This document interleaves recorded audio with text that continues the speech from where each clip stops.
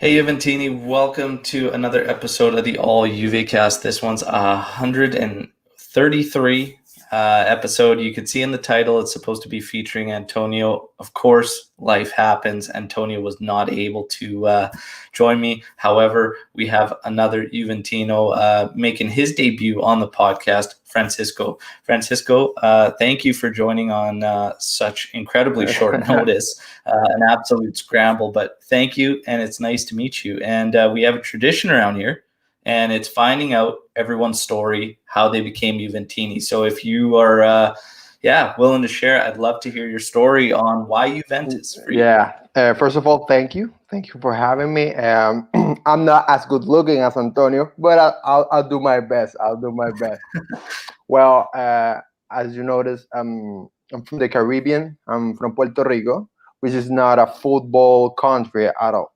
We're not really a football country, and Juventus for me was meant to be. Man, it was destiny, because I was not. My family didn't teach me football at all.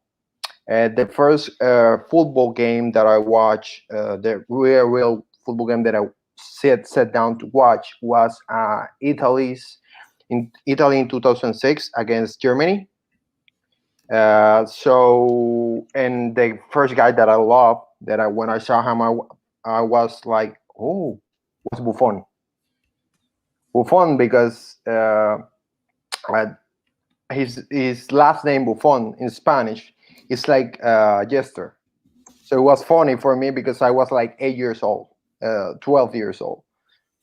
Then I became a fan of Buffon, and then in 2010, by luck, my grandmother changed cables, and on that time, Fox Sports had Serie A, and the first game I saw was Juventus, and I saw Buffon, and I was like, he plays in Juventus.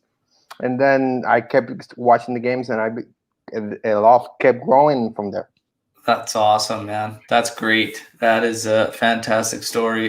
Gigi Buffon in the hearts, of course, of many, and not solely Juventini. He's just that guy. So that's fantastic, Francisco.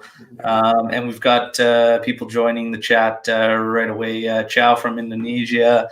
Hey, everybody. Thanks for the ones joining in right now. And we are going to get to business as usual. So we're going to be recapping Juventus 3-1 victory over Sassuolo, and another one of these matches that has Juventini split.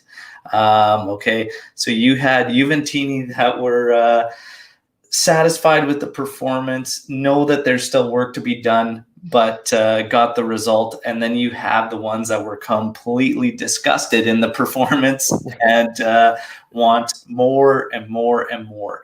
This had a lot to recap, so we're going to try to go through this as quick as we can so that we can get to all the topics and discussions. And I know that there's news going on right now because J Medical is absolutely packed, and we'll get to that too. So we'll start with the lineups, okay? So Juventus deployed. We knew that there was going to be question marks because we had Sandro, Quadrado, and De Ligt all struck with COVID. And Morata wasn't to play as he was injured, but he did make the lineup card in this one. So it was interesting to see that because he was not expected until the match against Merda, which will be next weekend on Sunday. So for the lineups, we had Szczesny, Danilo, Bonucci, Demiral, Frabotta, Chiesa, Bentancur, Arthur, McKennie, and Dybala and Cristiano Ronaldo. My only thing was I was so cautious about Danilo because he's been so good for us. And if he gets a yellow card in this match, he misses Merda. And yeah, that was my only real thing. I knew it was a risk whether you play him. It was also a risk without, because Demiral would then have to shift to that side, and then Chiellini would be playing. But that's also a benefit too, because we'll get to the goal that we allow, but maybe it doesn't happen with Chiellini there instead of Demiral. So it's give and take here, right? But even seeing this lineup, my call was it was going to be a tight match. Sassuolo's a good team, but they struggle, and they've struggled in their last 5, and they struggle against the top clubs, which is also another reason why I probably would have taken a chance without Danilo in there. But I called 2-1.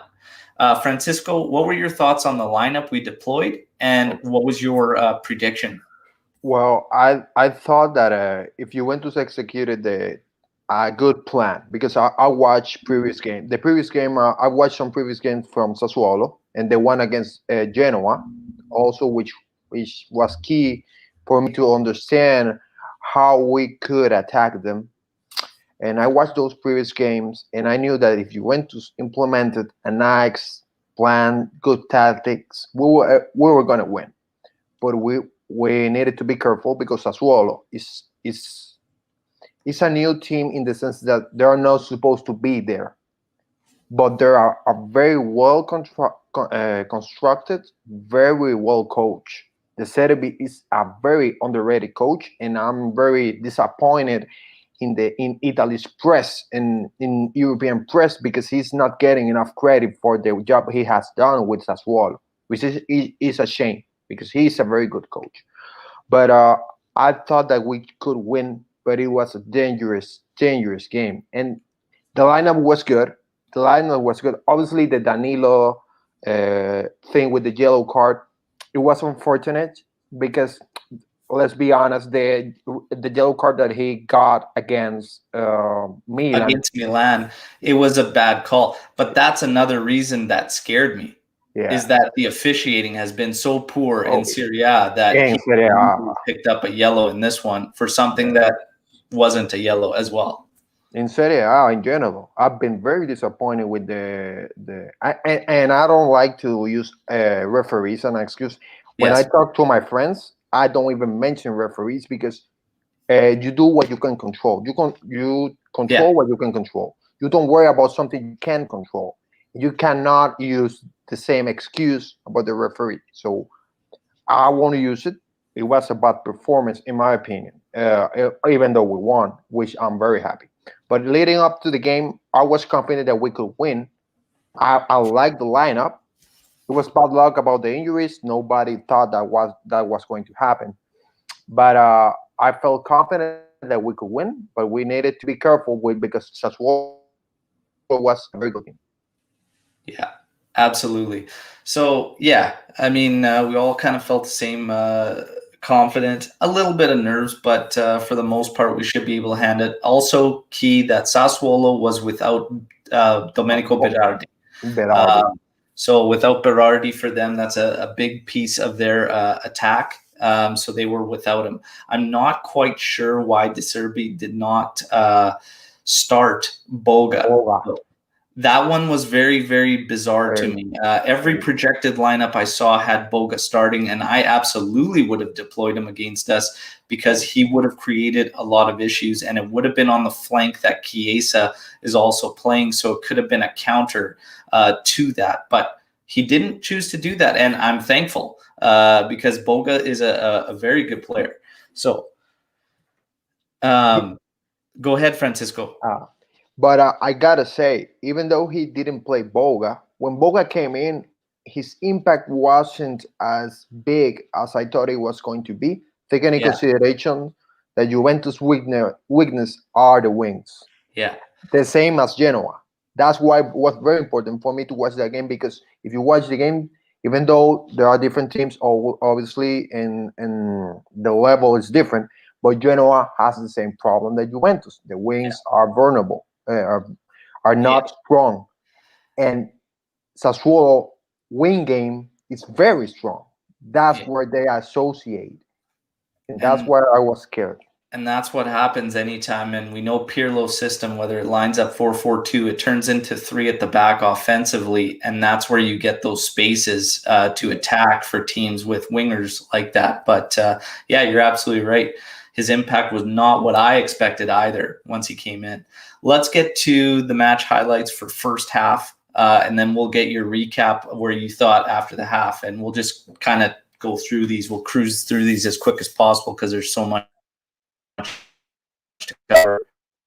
For a minute, Bonucci with an awful clearance. It goes right to the top of the area to Sassuolo. Nothing comes of it, luckily. A few minutes early in, Frabotta is dispossessed a couple times, very early, very soft dispossessions. But in the 6th minute, Frabotta finds himself in a great area, back post, but he kills the play. It was almost like there was no decision. He just didn't know what he was caught between two minds, and ultimately he got nothing out of it. So frustrating there, but positive that he's getting in that area. So I'll take it from that. He also has not had as many minutes as many would like to see for Frabotta. So it's very hard. He's making the jump from U23, and he hasn't had much continuity. And we knew he wouldn't once Sandro re-entered the fold. And that's normal. 7th minute, CR7 after a slicing ball from Dybala out wide. CR7 just heads it wide there, and the goalkeeper actually shows Consigli getting a piece of this, as Cristiano Ronaldo seemed to just hang in the air like only he can do. It's absolutely wild. But cool snapshots there as you see how high he is with his head over the bar there. It's pretty wild. 10th minute, Frabotta again in a great position after McKennie does great work battling after a run, finding his way back, heels this thing to Frabotta back post, and Frabotta's got to get that on target. He sails this one just high over Consigli in goal. Again, the positive is he's getting into the right areas, and he's willing to get up there in the attack. It's just the execution. 12th minute, and man, what awful positioning by Bonucci on Caputo. And I think he's pretty fortunate there, to be honest. And you could we talked about Serie A officiating, and this is not a situation you want to leave in their hands. And I could have seen this being called a red card. Thoughts on this one, Francisco? Of course. It wasn't a clear-cut red card. That's what I thought, that VR didn't enter and all that. But if the referee had chosen to give a red card, no Juventini could say anything, because in my opinion, obviously it's in my opinion, he was holding Caputo for what, if Caputo goes away, it's a goal. It's a goal, because then Demiral is not catching up. Demiral is a little more forward. Bonucci is actually the last man before the goal. So maybe because Caputo didn't control the ball that well, that's why the referee went for the yellow. But he could have gone for the red card. In my opinion, I thought the first time I saw it, he's going to send a red. I agree. On live first look, I thought that's it for his game. Because yes, the control wasn't the good. It got behind. However, there's no doubt in my mind, Szczesny would have never made it out there. The other two, Danilo and Demiral, had a lot of ground to cover. Of course. I think Caputo's there. So yeah, Bonucci just again, it's very tough with this guy, but we're going to get to Bonucci after the recaps. 18th minute, seemingly out of nowhere, McKennie has to leave the pitch, and Ramsey enters. This is a tough one. He looked okay coming off, but you never really know. And not a guy we want to lose. No. Big energy guy who's made some key contributions. So this one hurt. So 18th minute, Pirlo's hand is forced with a change. It's Ramsey for McKennie.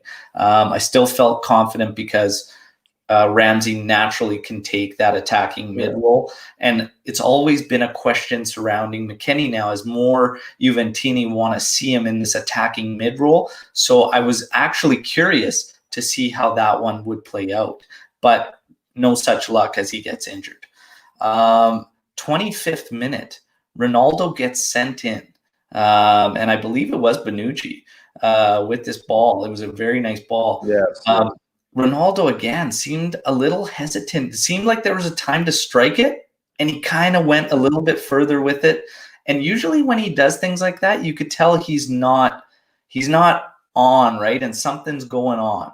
So, as he did that, he gets in further, and it gave time for the Sassuolo defender to come in and block that shot. You could see the frustration. Cristiano Ronaldo screaming right after that. And I think this can go either way. He either gets so upset because he misses these that he turns it on and all of a sudden is a monster, or it could go the other way where it mounts up, and then obviously just more frustration. But we will see what ends up happening in this one. 29th minute, we talked about Danilo being on a yellow that would take him out of the Merda match. A very questionable challenge on Locatelli in the corner of the area. And watching this live, Locatelli gets the ball as it flips over behind him, and Danilo comes in and he gets his leg, and lucky, nothing there. Very, very questionable, but they didn't look at it as nothing. They played on, and I said, okay, don't make a peep. Let's move on. Keep it rolling, because that was very, very questionable. But we're okay. Yes. 41st minute, Dybala now getting injured. He got injured a few minutes earlier on a defensive phase, shutting down one of the Sassuolo players right in front of our area. Play had gone on a little bit further. He ends up getting another challenge, and then this one seems to be it. And he sits down, has to get called off. Kulishevsky ends up coming in for Dybala. Now we've got McKennie and Dybala both getting injured in this one. And let's be honest, for the most part of this first half, it's been a bit of a sleeper. We haven't really given Sassuolo anything. They've held possession. They were doing well in possession. They were trying to come at us. But as far as opportunities go, we didn't really give Sassuolo anything. But we were very, very flat in terms of tempo in the attacking phase. And a few opportunities we talked about here and there, but for the most part wasn't really clicking. And then you had to make some subs, and your hands forced with Ramsey coming in and Kulishevsky now. So again, you got to adapt a bit, right? But 45th minute, Obiang gets a challenge on Chiesa, and initially a yellow. Chiesa's hurt. It looked pretty bad on the replay, as you could see. It's not just a clip, which it looked like at full speed. No. Then you could see that his ankle gets clamped down, and he's hurting. He's feeling it. Ref goes to review right away, comes back, red card, and rightfully so. Very, very bad challenge. After that, like a minute after that, we get a little scramble in front of the goal. A nice back heel finds Demiral all alone. He tries to poke it past Concili. Ronaldo, slide. Oh, he misread it. We had Juventini saying, well, he probably thought it was going in the net. Steal the goal. That's why you always steal the goal, right, Francisco? Steal the goal, apologize later. Later. And more in that one, because the game is 0-0. You have to get the goal. Yeah. You have to get the goal. Yeah, he's got to get. He misread it. I don't know if he thought it just wasn't gonna roll that much or whatnot. It ended up getting away from him, but I wanted him to sell out, get in there, slide, hammer that home. You got to put it in.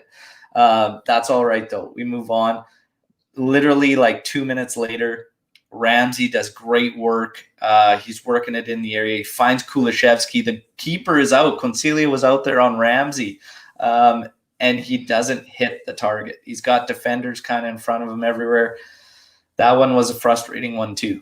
Yes, that one killed me. That was the one that killed me. That one's bad. Again, force a defender to block it. Something like you got to put it on target at least, and he just floated it soft and high. This first half ends 0-0. Again, flat half for Juve when it comes to offensive phase, but we didn't give up a lot. to Sassuolo. So I was okay in terms of that, but I wanted more attacking because Sassuolo didn't play a closed game like we see Juventus normally struggle offensively if teams play part, but they didn't do that. They were willing, and even with a man down, they were willing to play open. So I really expected more out of Juve attacking. But other than that, I was fine. We didn't surrender much. We just need to get it together offensively. But again, if Ronaldo was a bit more on, we could have easily come out of that half, one, possibly 2 goals. So it wasn't terrible for me, but it could be better. What were your thoughts at half, Francisco? Personally, I thought that the main problem that Juventus had wasn't on the offensive side, it was more defense. Because it was the problem with Sassuolo. And that's why everyone who can see the Genoa game, go watch it back. Sassuolo has problems because when they get pressure, because they don't like to use the long ball. That's one of the Serbi's problem.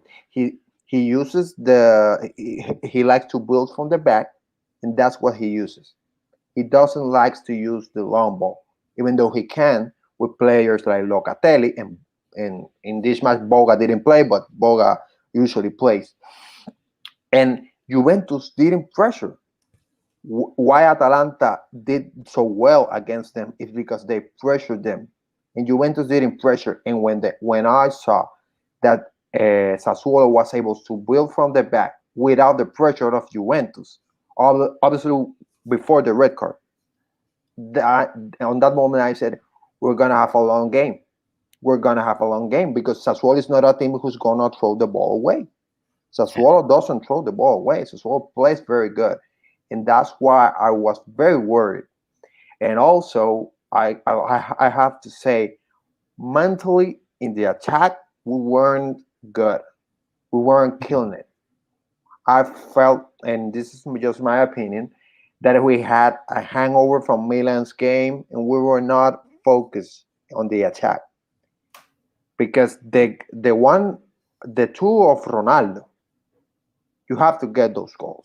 It don't matter what. That's a 101 strikers class. You go in, you score, no matter what. If you rob the defender from the goal, then you look back and you say, "My brother, I'm really sorry. The game is tied. We need to win this." Yeah. I pass you the ball another time when we are winning 5-0, but right now we need to win. Yeah. Absolutely. And not only that, but even guys, regardless of time and being a U23 stepping up, but for Bota, when you get in those areas, you have to make the keeper make a save.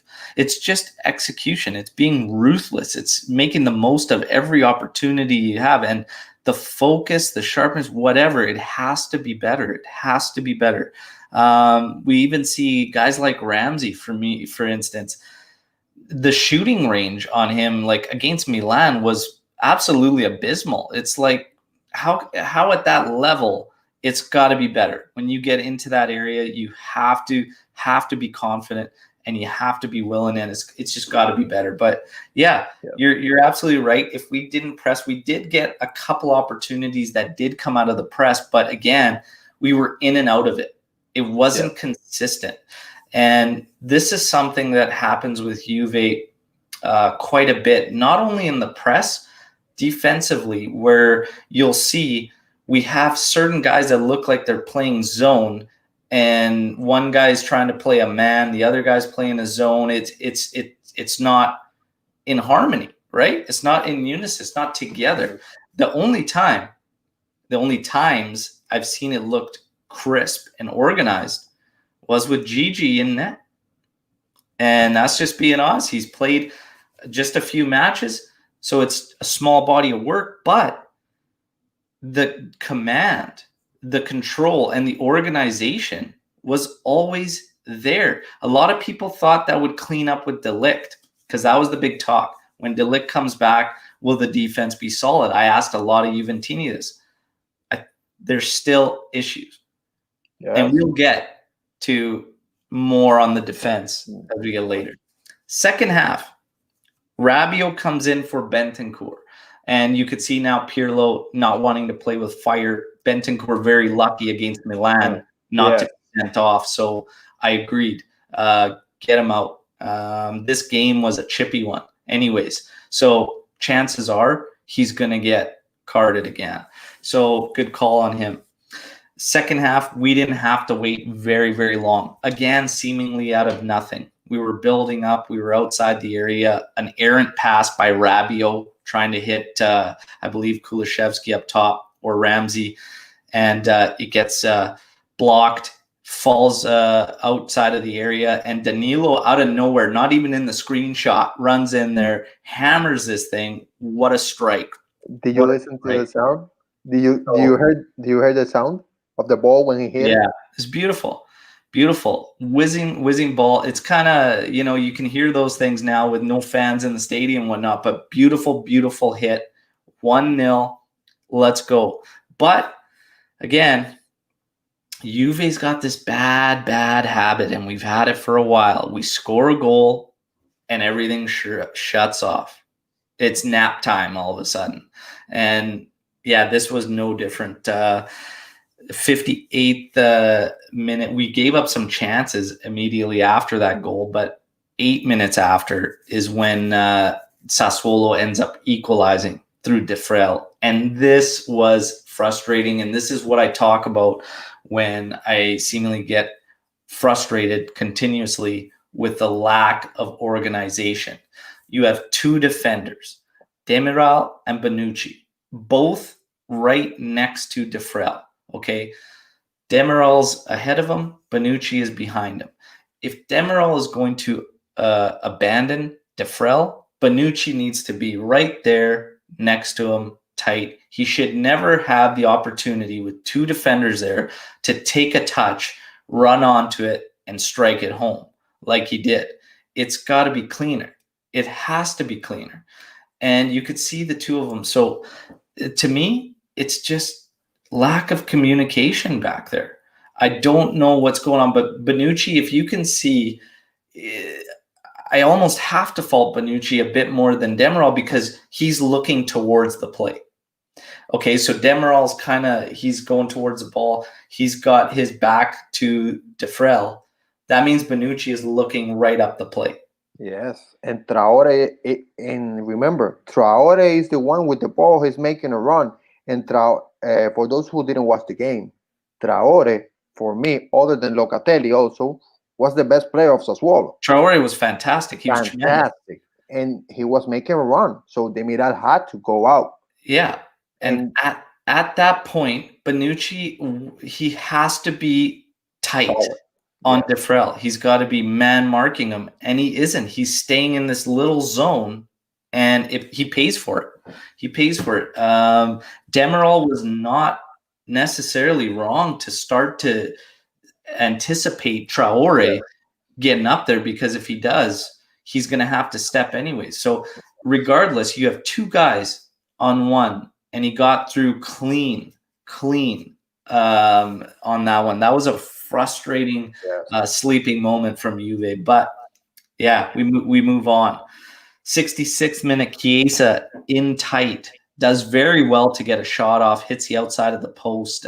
Unfortunate there, tight quarters. Chiesa continues to push, even though noticeably limping throughout that half, and his speed cut massively in the second half. You could see he was suffering an injury. So we got to remind everybody we had 3 substitutions, 2 in the first half. That means Pirlo only had 1 more substitution window.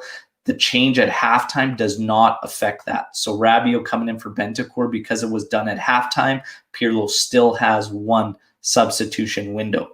73rd minute, Ronaldo absolutely robbed by Consigli. We did actually very well on that play to work it in there. Kulishevsky slipping the ball in. Ramsey's there. Ronaldo's there. Of course, Ronaldo is not going to let anyone take that, and rightfully so, because he could have that play a million times consecutively and never miss it. He gets robbed on this one. Consigli sold out, and he guessed right. And Ronaldo basically put it right there.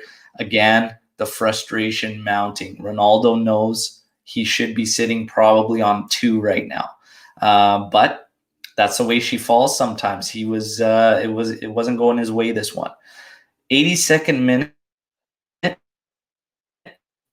and man, out of nowhere, some build up. A nice wide ball by Rabiot finds Frabotta, who's running onto it. I'm screaming, one time it, put it across. He does, but it wasn't the best of balls. And Sassuolo's defender lets it run, the first defender, and you pay for that. Ramsey's on the back post. You could see the defender ahead of Ramsey actually stopping for a split second because the defender ahead of him should have intercepted, and he was looking to extend, and then he let off for whatever reason. I don't care why. I'll take it.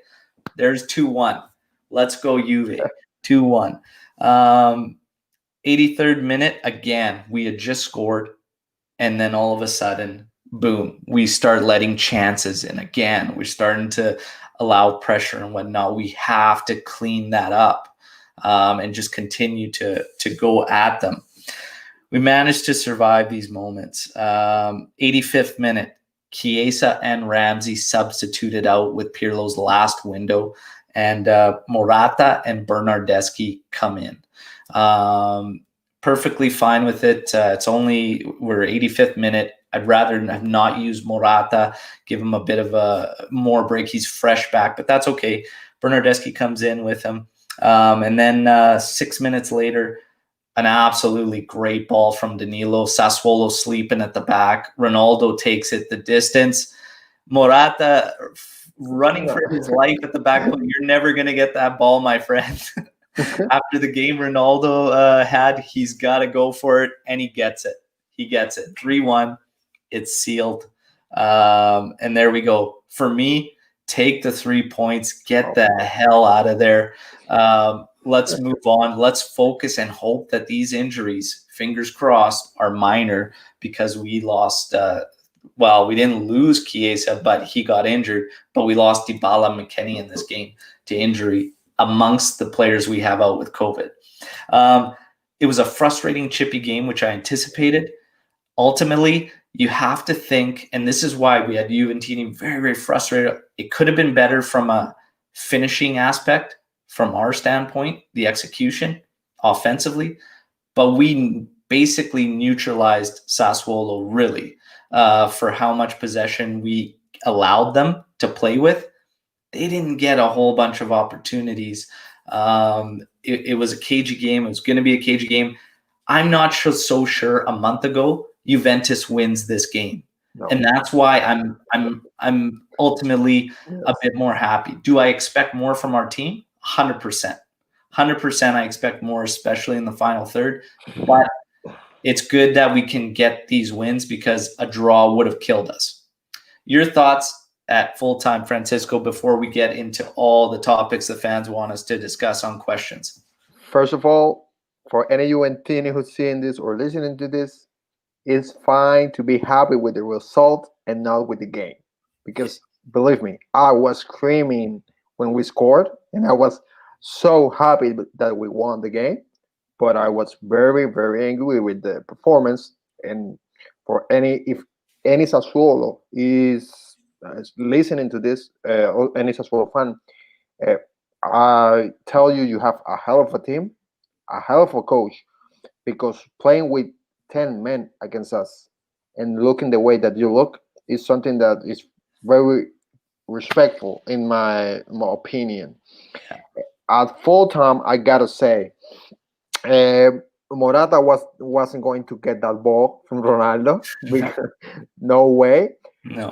Especially because he hadn't scored in the game before. He had, in my opinion, a bad game. He had a bad game. There's nothing you can say, because he didn't participate in the game a lot, in the building of the game. And when you don't participate on the building of the game, the only thing that can save your performance is that you score. Yeah. If you don't score when you got the chance and you don't participate on the game, then you're going to have a bad game. Ronaldo had a bad game. thank God he had that goal, and that will help him in the future. Yeah. But he had a bad game, and I believe that it was a cheapy game. Defensively, I keep saying if we're gonna pressure, we have to pressure in a good manner, not disorganized, because then on the back things are gonna happen. And that's what happened. We cannot let these kind of teams build the game from the back without any pressure, because they're gonna pick us apart. And that's what they did even with 10 men. I was And that's the part that was frustrating too, is that we couldn't put the squeeze on Sassuolo when we took the man advantage. They were just as good in possession with a man down, and it was strange. And again, it goes back to this zone. We were like in a zonal marking scheme when we had a man up, and we were giving them spaces to actually play through. And it was just, it's mind blowing. It's got to be a bit better there. That part is frustrating, but again, respect and credit to Sassuolo, who actually played a great match. Again, you put it best. Happy for the result. Not so much in the performance, but we needed the 3 points, which was ultimately all it really mattered, and we got it. Now let's get to all the good stuff, my man. We got so many comments and questions after this match. It's absolutely wild. But we're going to kick it off with the man of the match and just some player reviews, okay?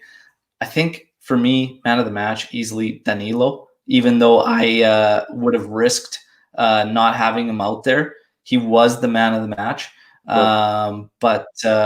Yeah, I mean, it's hard not to give him. I know when you look at stats alone, you had Ronaldo with a goal there. Frabotta gets an assist, but ultimately I thought Frabotta really struggled in this one. And I saw his rating as second highest next to Danilo, and I had to disagree on that one. But man of the match, Danilo. I think that's an easy one. Francisco, who was your man of the match? For me, Danilo also. Danilo, defensively, he was very solid. I didn't have any worries every time Sassuolo attacked from his side.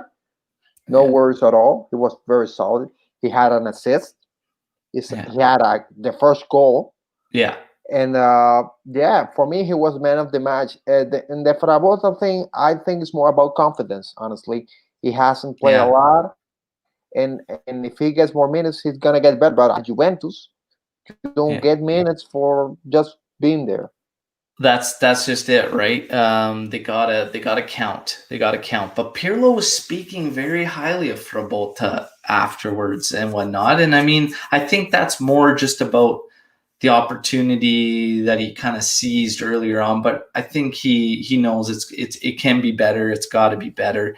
But again, this is our backup to Sandro. Sandro is the main guy on that side. So we have to come to expect that. Will Frabotta improve? I think so. I think there's a good player in there. I think there's a good player in Frabotta. Again, minutes lead to confidence, right? Involvement.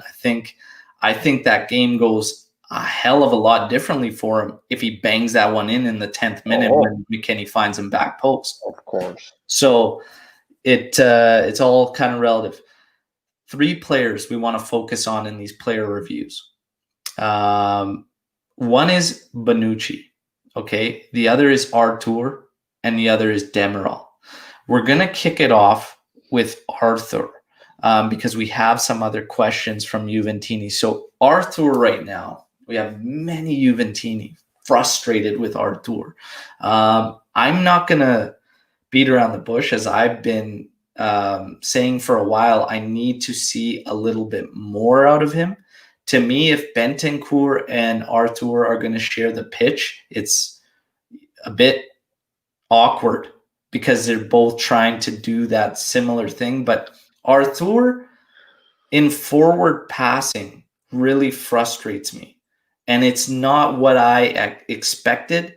And it's not what I was led to believe when he was coming from Barcelona. And I admittedly had not watched him a lot or focused on him when he was with Barcelona to be able to say this. But I expected more of the creation, the passing out of that middle, but I just see a guy that can really possess the ball very, very well.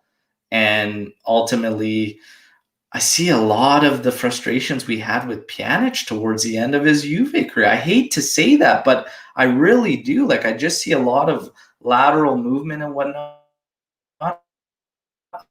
One game so far with Arthur this year where I was like, wow, he really took control. He was pushing the pace, pushing the tempo, spreading the ball out where it needed to be, splashing it around. But for the most part, I just see a really good guy in possession, and I'm left wanting more. Francisco, I want to get your take on Arthur, as fans seem to be mixed. But now, after this match, I'm starting to see a few more get a little antsy about getting more out of him. Yeah. I've watched I watched some games of him in Barcelona and even on Brazil too. I went back and watched some games. And obviously, he's very talented. The way he doesn't loses the ball a lot. Obviously, he can make mistakes like everybody, but he normally doesn't loses the ball, and that's why he's a secure blanket for Pirlo when he's playing against a team who's pressuring him, because the defenders can just give him the ball and he's gonna find a way to get out the mess. The problem is that he was never the Xavi Hernandez that everyone wanted him to be, because he wasn't the same player. When everybody that I knew was saying, "Oh, he's Xavi," he's not, because Xavi Hernandez could not dribble like Arthur can, and Arthur cannot pass the ball like Xavi Hernandez could. So he's not that kind of player. He's not going to give you a forward pass to Chiesa in the back of the defense, because he's not that kind of player. What he needs to work on, and I know he knows it, and I know Pirlo knows it, he keeps the ball too much. Yeah. He needs to move the more. It's okay to possess the ball, to break lines. There's no problem. And if he was breaking pressure lines, there wouldn't be any problem. The problem is that he's just playing to escape, and he's not passing the ball forward. And you cannot go faster than the ball. So if you have another person forward, risk it, pass the ball.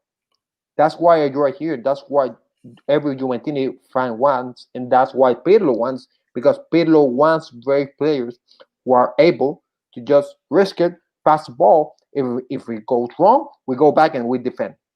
Yeah. But try to do it. And you're absolutely right. But if we look to the beginning of the season till now, he's gotten a lot better at the amount of time he holds the ball, because at the start of the season it was like, holy shit, I don't think he's going to get rid of this thing. Everybody, I could see everybody screaming at their TVs, move the ball, Arthur, right? But he's gotten better at that. But the quality of forward passes, when he does attempt them, more often than not, they're labeled and cut off. So it's just like we still lack that, and it doesn't necessarily have to be him then in the system, but we got to figure something out, because if that's something that they want out of him, he's kind of been struggling with it. So it's very, very it's a tough one with Arthur. I think the jury's still out. I think it just... Of course, and we need to remember this. We don't have the trequartista that he needs, because he needs a trequartista. He cannot go take the ball from the defense, then pass it to Ronaldo, dribble everybody, and pass it to Ronaldo. He cannot do that. Let's be real. He needs a trequartista. This is great from Antonio. Francisco, has anyone ever told you how much you look like Thierry Henry? No, but is that right? I'll take it. I'll take it. The man has class. I'll take it. That's fantastic. Okay, so we've done Arthur. Let's carry on, as Juan Sebastian writes in. When is Bonucci no longer a starter? I don't see it. I've been saying this for a while my frustrations are growing with Bonucci, as his play has suffered. It's taken quite a big step back. Before the COVID break initially during last season, Bonucci did actually, I thought, a great job because he had Chiellini's absence to deal with. We were still integrating guys like Demiral, De Ligt, and whatnot, and he did a fantastic job. Right after that break from COVID, where we had to stop and then return to play, it's been a massive step back for Bonucci. I'm not sure why, but it's tough. And at this point now, while in this match he gives you a glimpse of a great ball to Ronaldo that led him on a break, that's very few and far between. And it becomes very hard to justify his place in the lineup. Even if you think about the captain's armband and whatnot, I understand that aspect of it too. But his first job as that main center back is the organization, is to defend and to be solid, a rock for us. And in putting it bluntly, he's been failing. He's become almost unplayable for many Juventini and almost a liability. Francisco Bonucci, I just don't think we'll see it. Number one, right now we can't because you've got Chiellini, Demiral just coming back, De Ligt out with COVID. But in a world where everyone's healthy, which maybe never comes for Juventus with our luck and injuries, but if everybody's fit, has there come a time now where Bonucci may not be a starter? Well, first of all, we need to take in consideration that Juventini fans will never forgive him for two things, in my opinion. When he went to Milan, and also the situation with Moise Kean, that was not very good. Personally, I was very angry with that situation. But if we're talking about the in-game, he hasn't been good lately. He had a stretch of games where he was really good, and I will say it. I will be the first one to say it, because against Barcelona he was good, and there were some like 2-3 games where he was really good and he was doing what we wanted him to do. In a perfect world where Chiellini is not getting injured every 2 weeks, he's not in my 11. He wouldn't play. He wouldn't play because the league and Demiral are better defenders. Chiellini is more experienced and is a better defender. And personally, I don't know if this is a hot take. I've said it before. This year, Danilo is defending better than he's defending, and he's giving us more on the offensive side than what he's giving us. So he's there. But unfortunately, every time that doubt seems to creep in Pirlo's head, because there have been times where you see he's not playing in the center anymore and he's playing in the corner, or he may be thinking maybe he's not that someone gets injured or someone gets COVID and he needs to put a Bonucci back in there, and we don't have any more defenders because we gave out on Romero, and look what he's doing in Atalanta. He's probably one of the best defenders in Serie A this season. Yeah. But in a perfect world, he wouldn't be in the 11 for me, because I'm a guy who doesn't like any nonsense. Everybody likes to build from the back. No, I want a guy who's going to bring the attacker down no matter what. Yeah. Like Demiral, like Montero on his time. That's the defender I like. But unfortunately, we cannot do that because of injuries and because of COVID. But that's the fact. Yeah, I agree with you.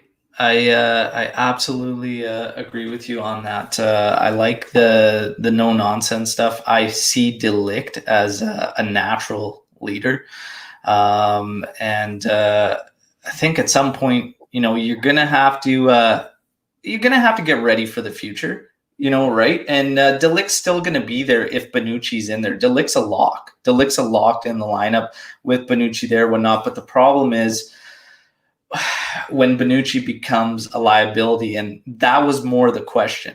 is he becoming that liability? Because that's when you start to raise the questions, right? AJ brings up a great point.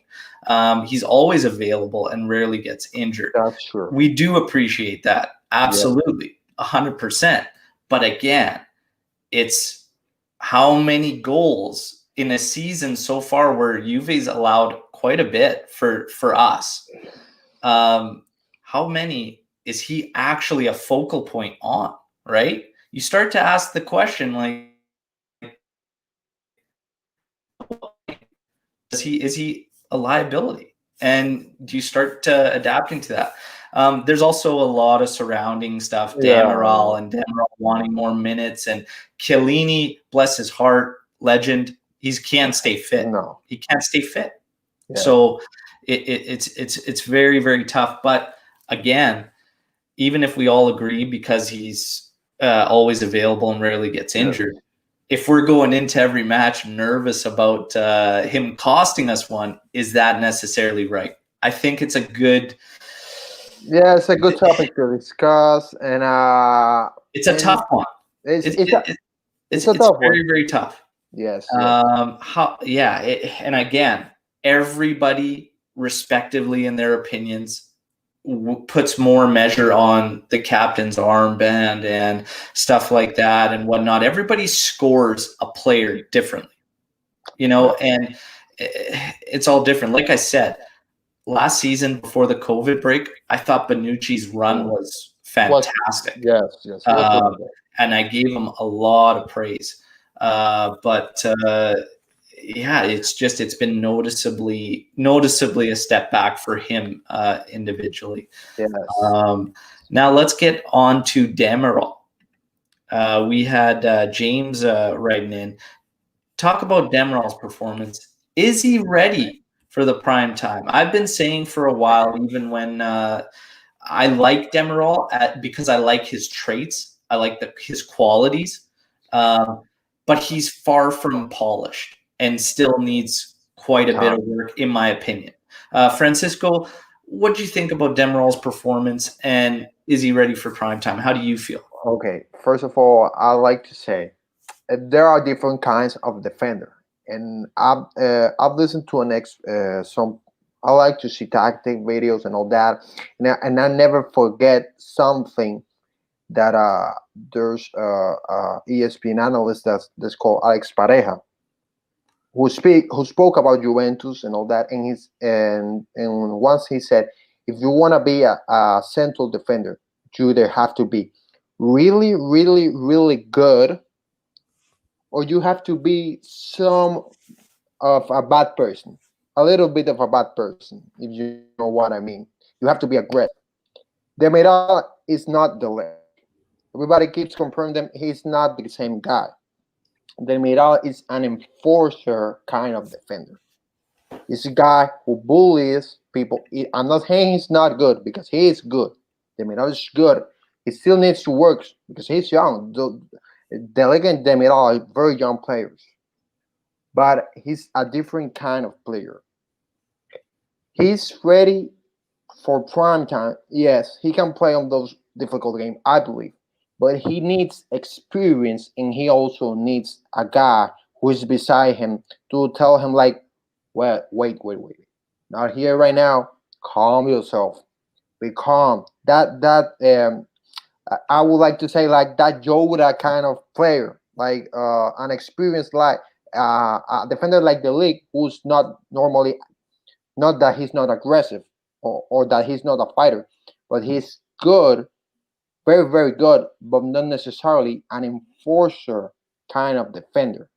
Yeah, that's the defender that Demiral needs, and that's why if he has that right now, he can play on prime time. But if we don't have that, then it's risky. With Bonucci, I don't think he because Bonucci don't give Demiral what he needs. But in a defense, with one side, it was Danilo, Demiral in the league. We were pressuring the ball high. We were taking the ball. We were dominating the back. Demiral was playing great. I don't remember against who it was, but it was a great game for me defensively. And that's That's the thing with Demiral. He's not ready yet. He's not 100% ready. Yes, but I believe, yes, he can start playing this important games because we need him to play those games. Yeah, and that's exactly right in my opinion. I agree with you. He's just not polished to be, that prime guy right now. But he does need the minutes, Of um, course. and that's the only thing. So will we see him at Juventus be able to get that time in order to grow there? I think so. I think I it don't would think so. be a shame if this Really. rumor and all these stories circulating were true and Juve were to lose him. I think it would be a big blow because I'd like to see him stay. Yes. Yes. I don't think it goes away. Let's see here with moving on from Demirel, and great take there, Francisco. Fantastic. Let's get to a question coming in from Gianni. So Danilo has been the most played, clearing Bonucci even by 100 minutes. And he's just questioning, do we get concerned about overuse? And, you know, I don't think Juve historically has been afraid of overuse when we look No. at minutes with certain players and No. whatnot. And I mean, we honestly talk about this year in, year out, where many Juventini feel like there's always one or two holes positionally. I don't think this year I'm wrong in saying it's the same case where you had fillers, but the fillers have been good. They've been Yeah. very, very good. Yeah. Yeah. And when that happens, again, if you're already using a filler in that position and it's working, well, you already know you're there with a filler. There's no backup. So the minutes, that's what they do. They shoot up, and it's just one of those things. Do we get concerned about overuse? Of course we do, but we've right now, this month is a tricky one because we left ourselves so little margin for error that I think overuse is probably the last thing to really look at. And it may be the wrong way for a club to run or whatnot, but I don't think you could think about this right now because we need the wins and we need the points. Francisco, what do you think? First of all, I like to say hi to Juve Therapy, who Yes. wrote us in the comments. I do follow him, so thank you.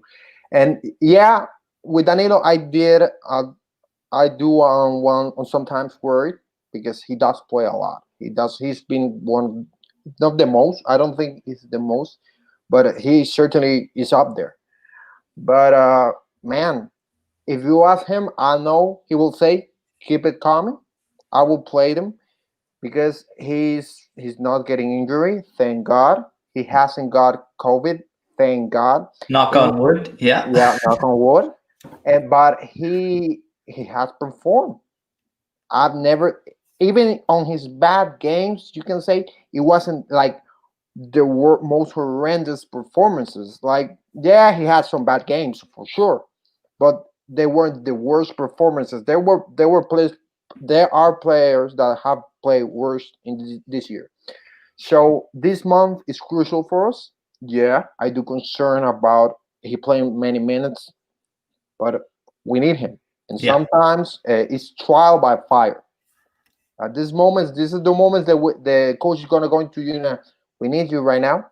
Can we depend on you? And I'm sure the way he's playing, the way he's performing, and the way he's acting, I was pretty surprised when he started speaking Italian so fluently. That means something to the Juventini because that means he wants to stay. He wants to be here. And personally, I'm really pleased with Danilo. I'm very happy for him because he had a rough year last year. He wasn't good. He got injury also, but he had a rough year, and I'm very happy that he's performing. He's playing well, and we're gonna keep asking him a lot of minutes because of injury or COVID.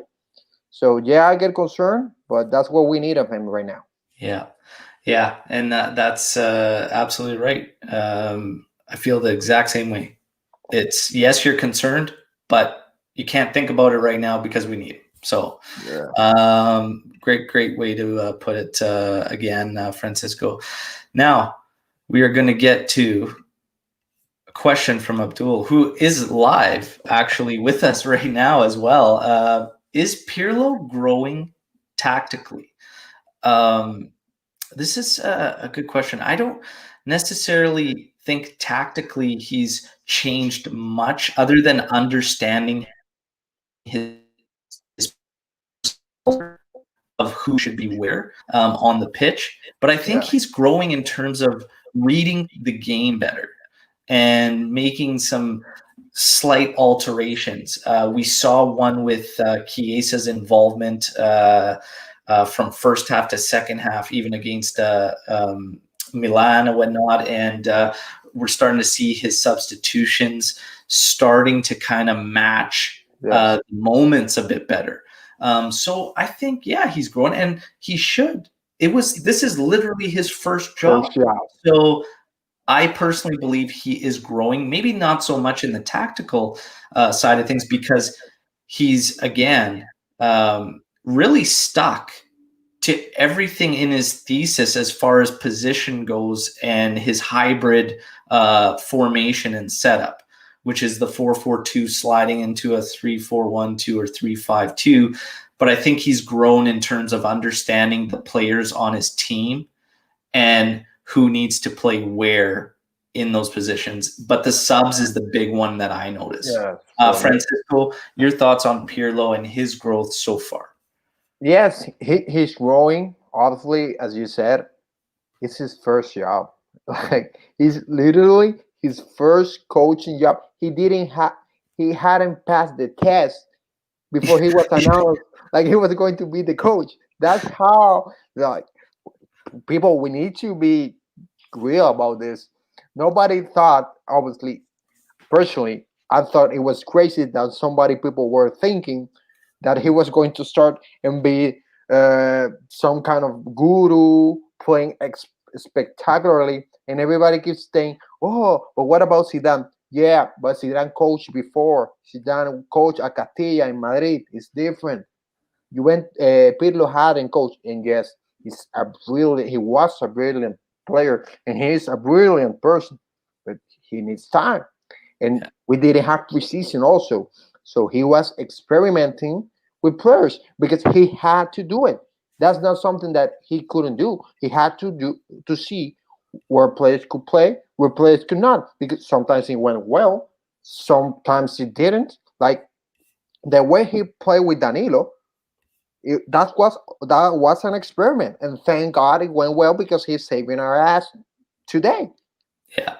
So the Cuadrado thing wasn't good on the left, and he's not doing it anymore. Thank God. Yes. But he needs that. He's growing tactically. The changes are getting better. Yeah. But the thing that I like the most is, and I saw this on the Sassuolo game. He got pissed. I don't know if you noticed, but he got angry. And that tells a lot up to the Juventini people, because that means that he's not only this calm person. No, that means that he will get on your ass if you don't do what you have to do. Yeah. That's And I like it. It needs to be that way. He's dealing with a lot of, like, while I love the fact that he's giving young guys their playing time and everything and getting them fair rotation, he has to be on them because they have to keep that level. He talked about it in the interviews leading up to it. The young guys need to understand we can't sit and think about the win against Milan. It's on to the next one, and we have to keep them going. Pirlo says a lot of the right stuff. I agree with him on everything he says. He's growing. Do I agree? Absolutely. He's growing. I see questions coming in on the chat. Great, guys. We are going to get to them. We have one more topic, then we'll answer some questions as we wrap up here. All right. So the big question, McKennie and Dybala's status after injuries. We also have Chiesa. So J Medical is a packed house today, Tini. Okay. So Initial report on Dybala is no ligament damage or injury. 3 weeks is the prognosis, the early report, obviously subject to change.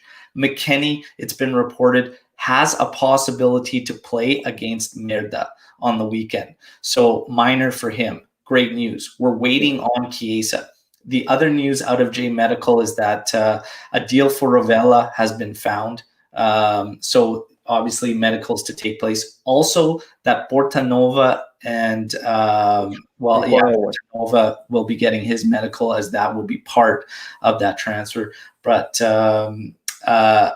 Abdullah Dabo actually is finalized as well. Apparently that'll be happening, as well as Reynolds. Apparently Benevento will now be the club. Initially, obviously, it was going to be another. Cagliari. I remember off the top of my head, Francisco, you probably know. Cagliari. Yes. And now, apparently Benevento will take him. So a lot happening there.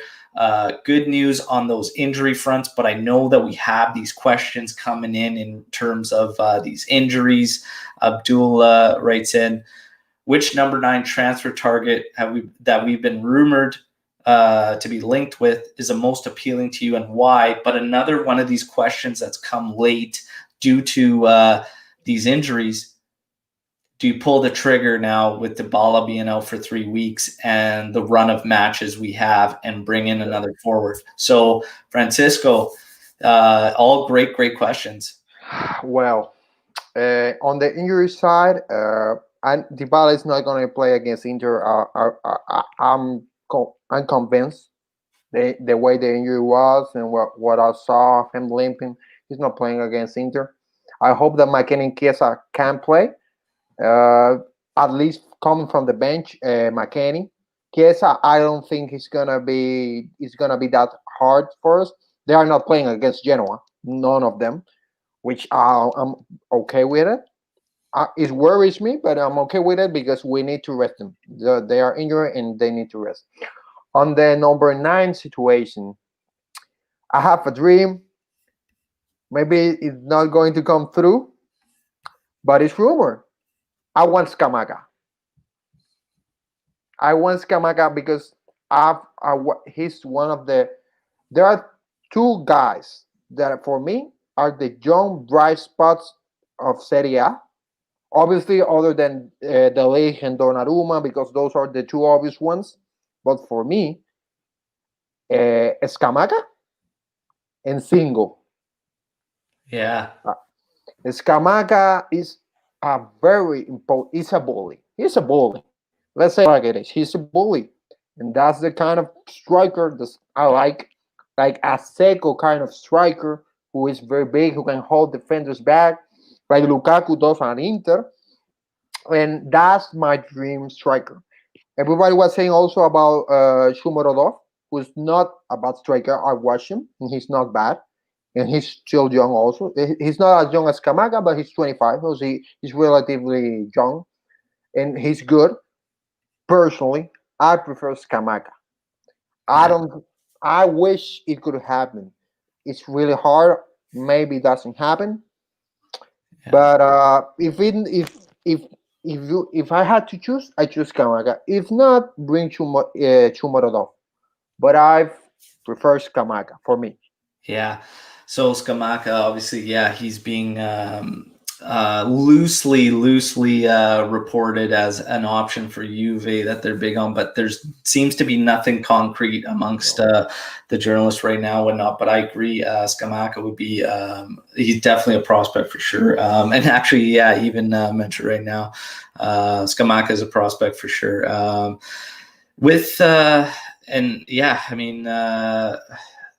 Do we need to get the wallet out for a new player with all the injuries stacking up? This is the thing that's getting very, very interesting, I guess you should say, or difficult at the moment, that it's not necessarily get the wallet out, because all the teams are in the same scenario with nobody's buying. There's no revenue, like the revenue lost there. These are interesting little deals that they have to work through.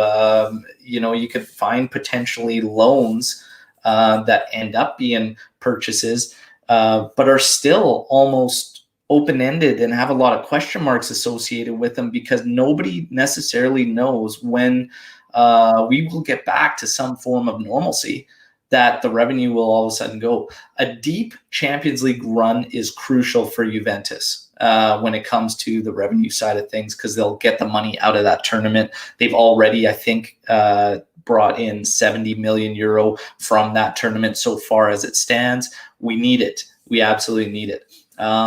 In terms of the injuries, and is it time to spend the money and whatnot? It's a tough one. I don't. What money? Think That's a problem. spent. Yeah, and you're right. But I think, the other frustrating part is Juve is willing to make moves. It appears our players, we've kind of handcuffed ourselves in terms of deals, money guys are making, and teams we're trying to work with, because when the money's gone, okay, and you have to work these swaps, these loans, these things, we're finding out now players don't want to leave to go to these clubs. Bernardeschi is one of them. Obviously, he was not willing to go anywhere foreign. He does not want to go to Hertha Berlin to try and bring Piatek back. Whether or not anybody wants Piatek is beyond the point. The fact of the matter is he doesn't want to go to these clubs. He doesn't want to go to Atalanta either. And this is a nature of the beast that we're in right now when you take money out of the equation. Because otherwise we could find a home where Bernardeschi agrees to go, make a deal, and then make the move for somebody you want. So this whole COVID thing, this loss of revenues, it's really, really making things very, very, very tough. I know that there's links of Memphis Depay for a small sum from Lyon, and look, there's a little bit of finances available, but the other thing is too, we need some more questions answered, because Juventus coming into this season was 3 years at a deficit, in the minus on the financials. We know what that usually means. We know that there was going to be some leeway due to the situation and the times with COVID, but ultimately, you still got to factor that in. At some point, things are going to have to. So it's not just this free for all that we can go about. And if you look across the board in football, this was the first year. Real Madrid? What did they spend? Zero. So this is what we're dealing with. Juve still at some point is gonna have to start getting some outgoing ones that are bringing in some money. We cleaned house with all those guys, but we had nothing come in from it. And they're gonna go back? Yeah. And I don't think it's coincidence that now you start seeing the list of prospects and young guys Juve's going to sign quick now is all of a sudden picking up. Yeah, they're small deals, the small financials, but they're bargaining chips. And we just saw in the past 2-3 years, how many young guys Juve sold that accumulated a large amount. When they sold, who was it? Mandragora, Cordero, all those guys. There was a list of seemingly unknown young prospects. They sold them all for a lump sum of money, and it actually tallied up a really strong amount. It's no coincidence in my mind that now all of a sudden Juve is getting all these guys. So while fans are really excited about some of these young guys, absolutely be excited about it, but I would not be banking on seeing a lot of them necessarily play for Juve, because I think it's just a smart way to start building up assets that you can maybe, when the times get a bit better and start going back to normal, you can instantly bring in some money, because we might get stuck with some of these other guys that we currently have on the roster. Yes, there are some youngsters that I think they will play in the big team. Absolutely. maybe Correa is his name, if I'm not Yeah, mistaken. Correa. I think he will play on the first team. And Peters, I think he has what it takes to play, but there's not other big names on the that I'm watching that I'm thinking, oh, he's gonna play. But that's good to have those kind of players because maybe they help us financially at the long run. And and personally, I don't mind selling those players if they get better on other teams. Because yeah, people say, oh, they got better on other teams, and I say yes, but on Juve they were not getting that chance. Aldero, Aldero was not going to play at Juve. Let's be real about it. He wasn't Yeah. going to play, No. and he has become, in my opinion, a very underrated goalkeeper in Serie A. He's a very secure goalkeeper, and I really like him, but he was not going to play at Juve. So it's a it's a smart move, and it's a smart move about Pirlo that I like. He's giving this player chances because he's gonna develop a lot of young players who can maybe help us in the future. Frabotta, we talk about Frabotta. Maybe Frabotta doesn't develop itself big on Juve. Yeah. We loan him out and he plays better on another team, and then we bring him in, or maybe we'll sell him. We Yeah. don't know, but it's very good always to have those players. Exactly. And that's what I'm getting at is that yeah, there's players absolutely that you could see making the team. Some of the guys that have been with our U23 for a couple of years, like Correa's been there now. This is his second season, I believe, with them, possibly longer. But yeah, some of those guys you could see it coming. But now that you start seeing like the links, now picking up Abdoulaye Dabo, who's actually highly touted. Yeah. He's of Ghanaian descent there, but plays with France for U16, 17, 18, whatnot. So they're picking him up. There's also Jose Juan Macias that now Juve is Yeah. being linked with, whatever, another highly touted prospect. Again, it's no coincidence to me the direction we're moving, that we're picking up a lot of these guys, because if they don't make the team or we don't see them making a future, it's money. Yeah. It's money, it's instant value. You're almost always turning over to a profit when you pick these guys up, right? And we've seen Juve do that before in the past quite well. And it just makes sense. It just makes sense right now because everybody wants the big names, the established players. Like, oh yeah, Juve, go out, get Kevin De Bruyne. It's not happening. No. Some of these other guys, Papu Gomez situation is very, very odd. How all of a sudden it just hit a boiling point with Gasperini. Again, if they could make that move, I like it. I like it too. I like it. I like it. If we could bring in Papu Gomez. I like it too because I don't know if people are watching this. They've seen Atalanta last year. Papu Gomez was the best midfielder in Serie A. After COVID, and that run with Atalanta, it wasn't close. Oh, or maybe I forget his name. The one from Lazio was really good too. Luis Alberto. Luis Alberto Really, was really good too. But Papu Gomez was the best midfielder in Serie A. yeah. The way he moves, the way he does everything. Yes, he's older, yeah, but it's not a huge contract.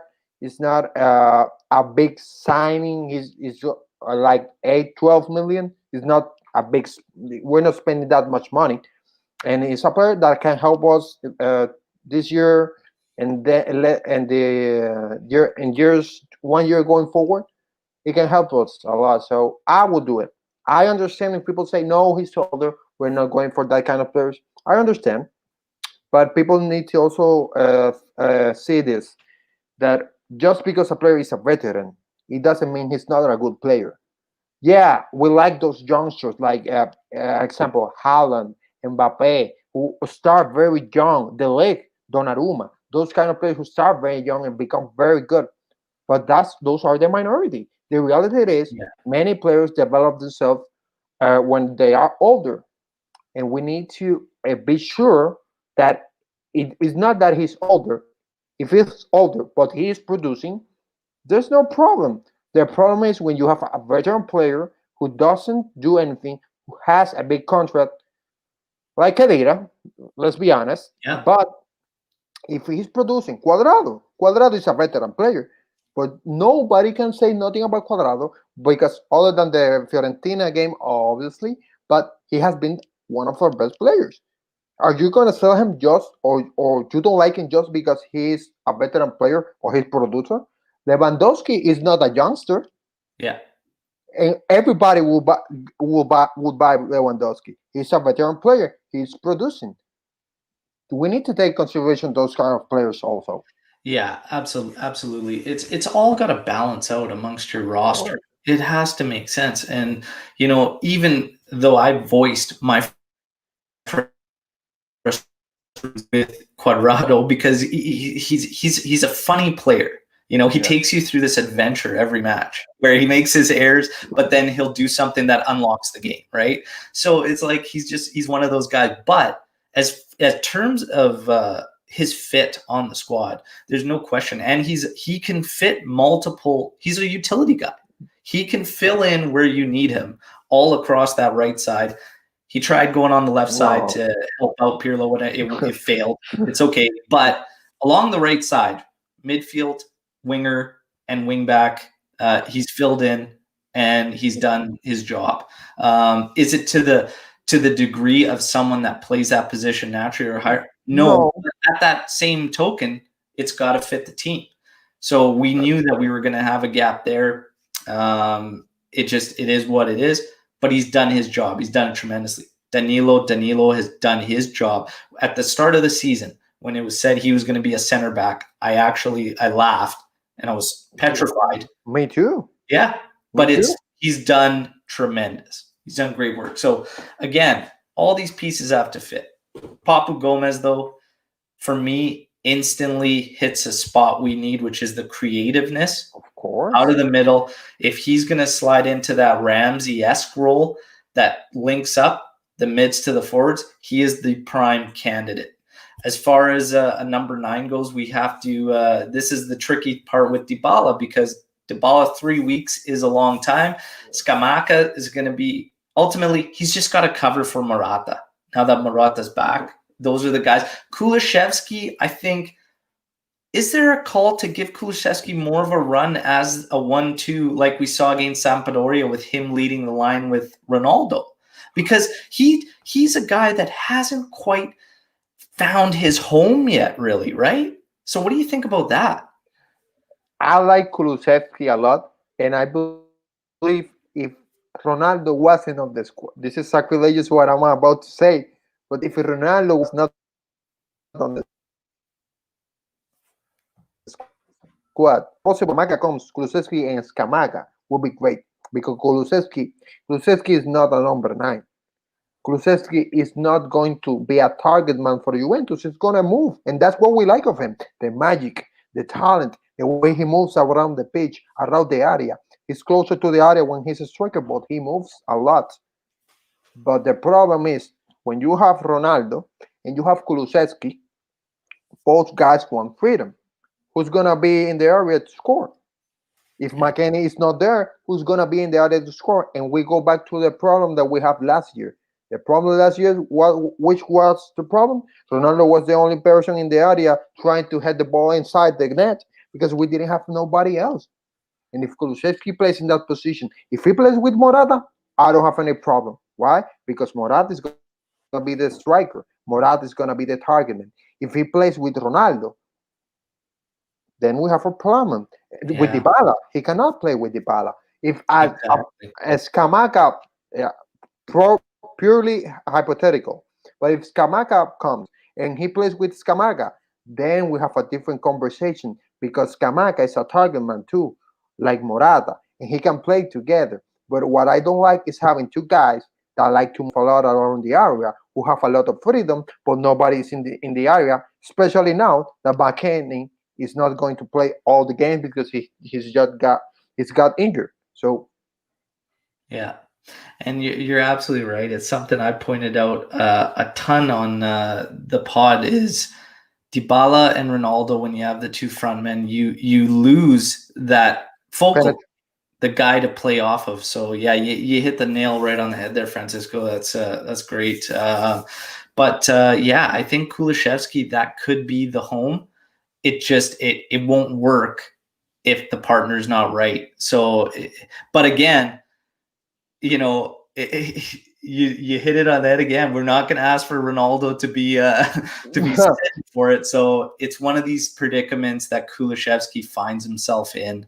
When Kulusevski was loosely linked with this swap deal just recently, like a loan, Yes, that was I not thought, good. no, keep him in. Let's continue to grow him and whatnot, because I think there is ultimately a great player there. High potential out of Kulusevski. The other thing is a lot of fans saw it playing out differently between Kulusevski and Chiesa. That thought Kulusevski would instantly be the impact guy, and Chiesa, a lot of Juventini thought was going to be Bernardeschi 2.0 and struggle and not really have an impact. But it's kind of been roles reversed. But I think that's just because Kulusevski is a victim of the circumstances with the players ahead of him where he should be, which I think if Kulusevski is that supporting forward, I think he could do some damage. And also the style of playing, because if Juventus plays a 4-3-3, Kulusevski has no problem. Sometimes we play Chiesa, sometimes we play Kulusevski on the right wing, and then on the left wing we play Ronaldo and with the number 9. The problem is we don't play with that. We play in a different system, and the style of play that Kulusevski has sometimes doesn't fit with the system. So that's the problem. When you have two strikers, you need two different kind of strikers, and the problem is we have many of one, but we only have one target man. Yeah. That's why when you talk about the Depay rumor, I said no, he's not the guy for us. He's not the guy for us. The guy for is sorry that I keep bringing his name, Scamaga. Even though he's older, Llorente, that kind of striker. I'm not saying he's the one, but that kind of striker. He's a target man. Even Giroud. Yeah. Even Giroud can, because you need a striker who does the dirty work, who does the things that nobody wants to do. Yeah. Like Seco. Seco does the things that nobody wants to do, but he does them so well that everybody knows that even though sometimes he's not the one who scores the goal, that he's the one who makes Roma work. Yeah. And that's what we need. No, that's great, man. A lot of good insight. Francisco, this wraps up our time. It's been an absolute blast. We obviously know we've got the Coppa Italia midweek. Yes. We've got injuries lining up. A lot of fans saying, bring in all the U23, let them play. I don't think you can because of the COVID scenario anyways. They'd have to make the alteration from one bubble into the next, which wouldn't make them available for the time frame anyways. So we're going to get players that are in and around, but it'll be a heavy rotation, in my opinion. It has to be due to the injuries and COVID. So you'll probably see Dragusin, Bernadeschi, Frabotta, Bonucci, maybe not. Danilo, probably not. But who do you play? Some of these guys are going to have to play because you got certain young guys more in the middle. Portanova probably play in this game. I don't know, man. It's going to be a heavy rotation, though. It's going to be interesting. The big one is Merda on the weekend. We need to win that one.